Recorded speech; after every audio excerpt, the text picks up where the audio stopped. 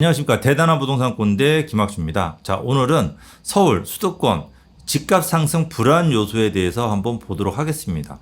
자, 일단 오늘 나온 기사만 가지고도 집값 상승 불안 요소가 세 가지가 바로 눈에 보입니다. 그래서 이 세 가지를 제가 분석을 해드리고 최근 분위기가 어떤지 보도록 하겠습니다. 자, 서울 지방 집값 격차가 7억 이상 벌어졌기 때문에 자, 지방분들 서울로 집을 지금 갈아타야 될지에 대한 고민을 갖다가 제가 오늘 해결해 드리도록 하고요. 자, 임대차법 1년 동안에 서울 전세값 상승폭이 7배가 커졌습니다. 자, 이게 전세가가 앞으로 더 뛸 건지 안정될 건지 그리고 전세가가 집값에 어떤 영향을 미치는지 이제 하반기 토지보상금이 26조가 나옵니다. 뭐 이거는 제가 말씀 안 드려도 바로 이게 이제 집값 불안 요소라는 걸 너무 잘 아실 겁니다. 그래서 이런 부분들 때문에 지금 서울의 중저가 소형 아파트 2030이 패닉 바잉을 하는데 과연 부동산 시장은 어떤 분위기인지 이 네 가지를 가지고 오늘 한번 짧은 시간 내에 살펴보도록 하겠습니다. 최근에 이제 집값 상승이 서울이 먼저 뛰고 지방 광역시가 뛰고 그 다음에 수도권이 뛰고 지방 중소도시들이 뛰었어요. 그래서 골고루 뛴 줄 알았는데 이게 결과를 놓고 보니까 서울과 지방 광역시의 아파트값 격차가 7억 원 넘게 벌어졌다. 그러니까 이번 정부 들어서 더 많이 벌어졌다는 기사예요. 다주택자 규제에 따른 똘똘한 한 채 현상과 공급 부족, 수도권 인구 집중 등으로 벌어졌다. 그러니까 이 똘똘한 한 채가 지방 광역시에서도 외곽에서 지방 광역시 중심으로 돈 줄 알았는데 이 지방광역시 내에서도 지방광역시를 팔고 서울을 똘똘한 한 채로 생각해서 서울로 갈아탄 수요자들이 많았다는 거고요. 아무래도 이제 지방광역시들보다는 서울이 공급 부족 현상이 심했고 수도권 인구 집중 현상 때문에 집값 격차가 더 벌어졌다라고 하는 기사입니다.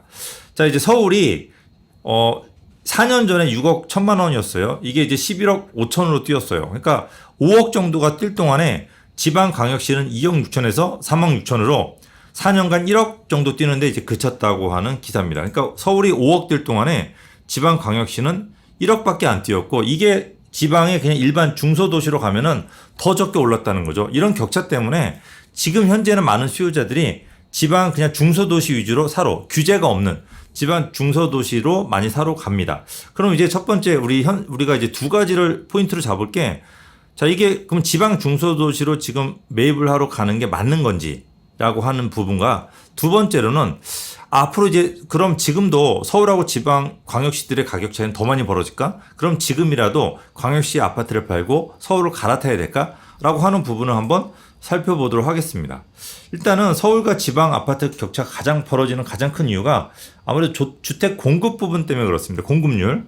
서울은 96%가 주택 공급률이에요. 96%. 그리고 이제 광역 수도권이 101%. 그러니까 서울하고 수도권을 합치면은 아직도 100%가 안 된다는 거고, 지방 광역시들 전북은 109%, 대전은 101%인데 세종하고 묶어서 계산하다 보니까 뭐 대전 같은 경우도 한 105% 정도는 공급됐다고 봐야 되고 대구는 104%예요. 근데 대구는 워낙 공급량이 많다 보니까 104%임에도 불구하고 지방 광역시들 중에서 가장 적게 뛰었고요. 그다음에 부산은 103%입니다. 이렇게 이제 광역시들 같은 경우는 105% 전후의 주택 보급률을 보이는 반면에 일반 지방 중소도시들 같은 경우는 보통 110%가 다 넘습니다. 전남은 111%, 강원도 거의 110% 가까이고 경북은 116% 해가지고 아무래도 주택 보급률에 따라 가지고 주택 가격 상승률이 좀 분산된 걸로 생각을 하시면 될 것 같습니다. 그래서 자, 이제 서울이 그러면 이제 지방 광역시들 현재 주택 보급률이 가장 많은 이런 110% 가까이가 되는 지방의 중소도시들 덜 뛴 아파트를 사는 게 맞느냐라고 하는 부분인데 이 부분은요 제일 덜 뛰었기 때문에 저는 사도 된다고 생각해요. 지금 우리가 이 우리가 아파트 위주로 지금 말씀드리는 거예요. 지방 중소도시에 빌라를 사시면 절대 안 됩니다. 아파트 위주로만 말씀을 드리고 이 아파트도 너무 헌 아파트 말고 한 15년 차 정도 된 아파트를 얘기합니다. 이런 아파트들 같은 저는 사도 된다고 생각하는데 그 이유가 뭐냐면 공사비가 너무 많이 뛰었어요. 우리가 예전에는 우리 아파트가 보통 한 2억 한 5천 정도로 아파트를 공급이 가능했어요. 30평대 기준 했을 때. 근데 지금은 이게 앞으로 한 2, 3년만 지나잖아요. 4억 이하로 이런 아파트, 30평대 아파트를 공사비로 공급할 수가 없어요. 이 공사비는 서울도 그렇고 지방 광역시도 그렇고 공사비가 비슷하게 들어가요. 그러면 지방 중소도시들에서 이 아파트 가격이 2억대 초반, 30평대 15년 차 된 아파트가 2억대 초반이라고 한다면 이런 아파트는 앞으로 공사비가 4억이 들어가기 때문에 더 이상 공급할 수가 없다라고 하는 거예요. 그러면 결국 이런 2억 5천짜리 아파트들이 조금 공사비 때문에 이런 공급 원가 때문에 조금씩 따라 뛸 수가 있거든요. 이런 아파트가 예를 들어 3억 5천까지만 띄워준다고 한다면 1억 정도가 뛰는 거고, 실제로 지방 중소도시에 2억 5천짜리 이런 저렴한 아파트들은 전세가가 뭐 2억 한 1,000, 2천 정도 돼요. 그럼 투자 금액이 보통 한 3, 4천 정도 이하로 들어가거든요. 2천만 원 정도로 투자할 수 있는 물건들도 많고요. 그러면 1억 정도가 상승하게 되면은 수익률이 생각보다 굉장히 높습니다. 2배 이상의 수익률을 볼 수가 있기 때문에 저는 이런 원가 상승에 따라서 지방 중소도시의 아파트들 대신 사람이 빠져나가서 살 사람이 없는 데는 절대 안 돼요. 사람이 그래도 모이는 지역, 어떤 공단 주변, 최소한 어느 정도 사람이 있는 지역들 같은 경우는 저는 뛴다라고 보기 때문에 이런 매물 위주로 공략하는 게 저는 맞다라고 생각해요. 그리고 이제 두 번째로 이제 우리가 이제 봐야 될 사항은, 자, 이제 서울하고 지방 광역시들의 가격 차이가 많이 벌어졌단 말이에요. 그러면 이거를 갈아타는 게, 지금이라도 갈아타는 게 맞냐 이거예요.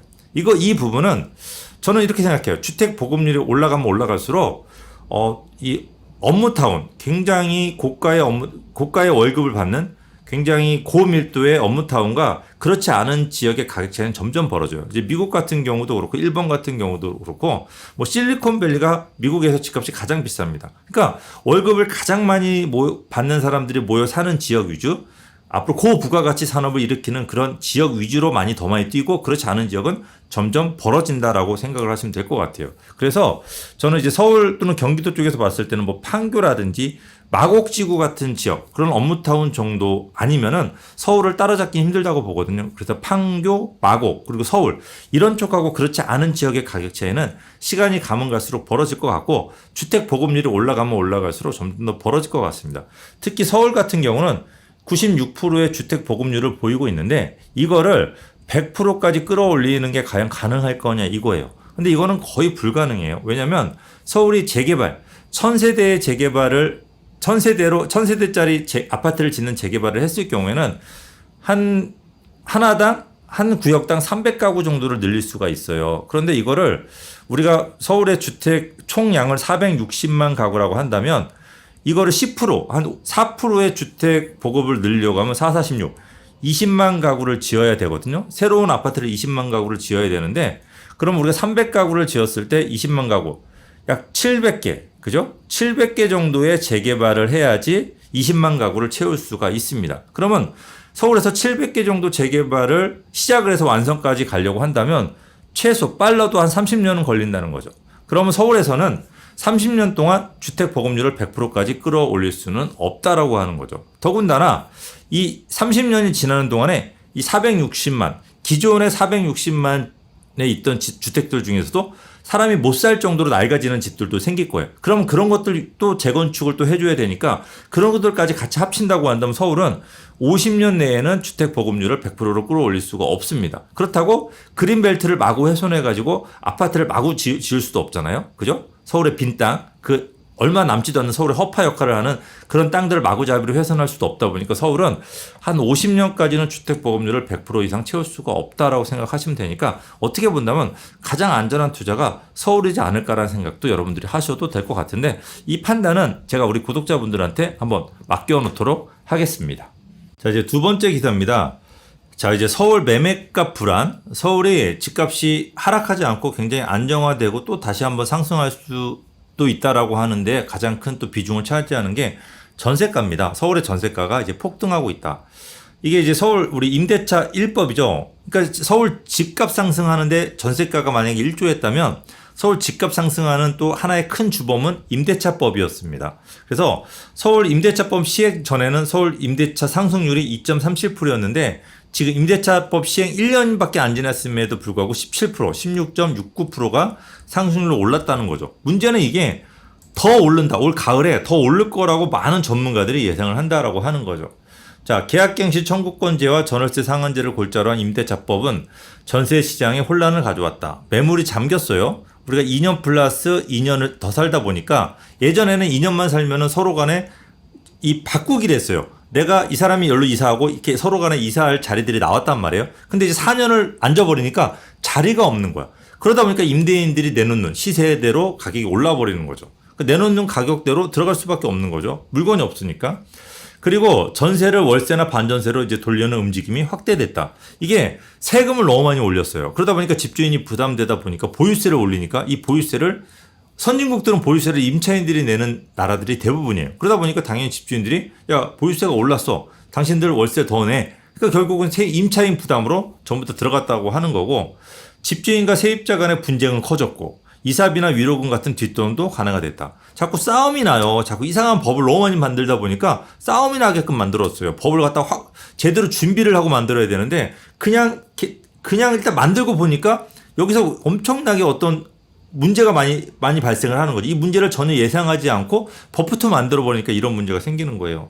자, 전세값 상승은 전세 물건 자체를 감춘 탓인 거고 신규 입주 물량이 줄어든 상황에서 갱신 계약이 느니까 전세 물량이 아예 없어지는 거죠. 그리고 집주인들이 4년 동안 세입자들이 사니까 4년 동안 올릴 전세를 미리 올려버리니까 이런 부분들. 그리고 이제 전세를 월세로 바꾸니까 전세 물량이 줄은 부분이 있다라고 하는 거죠. 이게 계약갱신권을 청구해서 2년 플러스 2년을 살은 세입자들 야 안심하냐? 안심 못해요. 왜? 지금 벌써 1년 지났잖아요. 그럼 3년 후에 전세값을 올려줄 돈이 없어요. 이 사람들도 앞길이 막막한 거예요. 그러다 보니까 이 사람들이 어떻게 아무리 비싸더라도 결국 집을 살 수밖에 없는 거고 지금은 대출을 안 해주니까 집을 안 사지만 대출만 해줘봐요. 전부 다 집을 살 매수자들이 진짜 여기 웅크리고 기다리고 있다. 그러니까 서울은 지금 매수 대기자들이 얼마나 많은지 이 숫자를 셀 수가 없다라는 거예요. 왜 자기 집에서 자기가 거주하는 비율이 60%밖에 안 되거든요. 그럼 나머지 40%는 어떻게 하든 지금 집을 살려고 웅크리고 있습니다. 이거 어떻게 할 건지 지금 앞이 막막합니다. 주택보급률이 아까 보셨던 96%밖에 안 되는데 이 계약갱신 청구권 2년 플러스 2년도 2년 지났을 때 집주인이 자기네가 들어와서 살겠다면 나가야 돼요. 그러니까 집주인들이 내가 어차피 이렇게 싸게 놀고 나도 딴 데 가서 전세 놓으면 너무 비싸니까 그냥 내 집에 들어와 버리는 거야. 그러니까 결국은 뭐야? 다 쫓겨나는 거예요. 결국 뭐 나머지 전세를 올려주는가 나머지를 월세로 내든가 이런 일들이 지금 너무 비일비재한 거죠. 자, 정부는 임대차법 도입 초기 부작용을 인정하면서도 지금은 안정화 단계에 있다라는 입장이래요. 너무 황당해. 이게 지금 안정화 단계인데 2.4% 6%인가요? 뛰던 전세가 상승률이 16%가 뛰었는데 이게 어떻게 안정합니까? 7배가 넘게 뛰었는데 이거 너무 좀 약간 아니란 것 같아요. 이런 얘기들은. 그래서 지금 금리 인상 지금 앞으로 전세가가 더 어떻게 될 거냐 이게 과연 관건인데 금리가 인상되고 수도권 청약 대기 수요 지금 사전 청약 대기 수요자들이 있는데 이 사람들이 예를 들어 지금 900만이 대기하고 있는데 사전 청약은 3만 가구 정도밖에 안 남아요. 그러면 이 사람들이 만약 그러다 보니까 지금 어쨌든 사전 청약이 나오다 보니까 집을 사지 않고 지금 다 전부 다 전세로 앉는 거예요. 계속. 그럼 올 하반기 12월까지 전세로 살 가능성이 높고 내후년 정도 2023년도에 본청약 물량들이 많이 나온대요. 그러다 보니까 이 수요자들이 또 2023년도까지 집을 안 사고 전세로 앉게 되면 전세가는 결국 어떻게 될까요? 더 폭등한다는 거예요. 왜 이 사람들은 계속 이제 갱신을 해야 되니까. 그러니까 지금 전세가가 미친 듯이 뛸 일밖에 안 남았어요. 이걸 어떻게 해결할 거냐 이거예요. 그러니까 임대차법 이거는요. 없어져야 될 법일 수도 있어요. 자, 이 부분도 역시 우리 구독자분들이 어떻게 생각하는지 스스로 한번 결론을 내려보시면 좋을 것 같습니다. 서울의 집값 불안 요소 세 번째입니다. 하반기에 토지 보상금만 26조가 나온다. 역대급 지금까지 경험해 보지 못한 토지 보상이 나온다. 전부 다 12월에 토지 보상이 이렇게 신도시들이 전부 다 수도권 서울 주변에 모여 있는 건데 전부 다 12월에 토지 보상을 시작을 하겠다는 거죠. 물론 이게 계획대로 되지는 않을 겁니다. 근데 6개월 정도 늦춰질 수는 있는데 어쨌든 내년 안에는 전부 다 토지 보상이 이루어질 거라고 하는 거죠. 얼마? 26조라고 하는 돈입니다. 지금 서울의 주택이 부족해서 집값이 폭등하니까 두 가지 방안에서 지금 공급을 통해서 집값을 잡으려고 하고 있어요. 정부도 그렇고 서울시도 그렇고. 그래서 이제 두 가지 방법. 신도시를 통해서 주택을 공급하고 재개발을 통해서 주택을 공급을 합니다. 그런데 이 두 가지 공급, 나중에 공급이 많이 돼서 안정화될 수는 있겠지만 과정에서 굉장히 큰 시련을 겪어야 돼요. 먼저 신도시는요. 토지 보상금이 움직여요. 이 토지 보상금이 주택 시장으로 다시 흘러 들어오면 주택 가격을 상승하게 된다라고 하는 거하고 또 하나는 재개발을 통해서 공급하면은 주택을 허물 수밖에 없죠. 그러면 주택을 허물게 되면 가뜩이나 서울에 집이 없는데 기존 집을 없애야 돼. 그러면 이 기존에 살던 집은 어떻게 해요? 밖으로 나오면서 뭐 전세 수요, 월세 수요, 매매 수요로 바뀔 수밖에 없다라고 하는 거죠. 이 과정을 앞으로 서울은 5, 6년을 거쳐야 되니까 앞으로 서울의 5, 6년 동안의 부동산 시장은 굉장히 혼란스러울 거다. 주택 가격 상승 요인이 너무 많다. 라고 하는 사실을 여러분들이 알고 계시면 될 것 같습니다. 자, 네 번째 기사입니다. 그러다 보니까 많은 사람들이 집을 살려고, 그러니까 서울은 여전히 싸다. 지방보다 그렇게 격차가 5억 이상 벌어졌음에도 불구하고 아직 싸. 그래서 무조건 사자. 서울의 중저가 아파트는 싸다. 그래서 아파트서 2039 패닉바잉 조짐이 벌어지고 있다라고 하는 겁니다. 자, 서울 25개 자치구의 전용 59제곱미터, 24평형 아파트예요. 이 평균 10억 원을 돌파를 했어요. 그러다 보니까 이게 24평 아파트는 어떻게 보면 아파트에서 가장 작은 평수잖아요. 이게 평균 10억 원을 올라갔다고 하는 거는 그 밑에는 이제 무조건 싸다, 그냥 무조건 사야 된다라고 하는 분위기가 퍼지고 있다라고 하는 거예요. 자, 노도강을 제외한 모든 지역은 평균 10억 원을 넘어섰다라고 하는 기사입니다. 그래서 어느 정도 분위기냐면 시장에서는 매물만 나오면 매수하겠다고 하면 매수 대기자 리스트가 존재를 하고 신혼부부 등 젊은 세대를 중심으로 저평가된 중저가 단지에 대한 문의가 부쩍 멀어졌다. 이게 무슨 얘기냐? 전부 다 그냥 실수요자라는 얘기예요. 투기 수요가 아니고 실수요자에 의한 집값 상승이 되고 있고, 실제로 집을 좀 뭐 약간 투자의 개념으로 살려고 하시는 분들이나 갈아타기 하시는 분들은 지금 집을 못 사고 있거든요. 근데 이분들 대출이 안 나오니까 비싼 집을 못 사요. 똘똘한 한 채를 못 사고 있는데 이 엄청난 수요자들도 지금 물밑에서 기다리고 있고, 지금은 실수요자들에 의해서 뛰는 거는 빙산의 일각이다. 더 많이 뛸 가능성이 지금 굉장히 높다. 이게 굉장히, 이거를 정부에서 이 사실을 알고서는 빨리 어떻게든 해결책을 만드실 필요가 있다라고 하는 겁니다.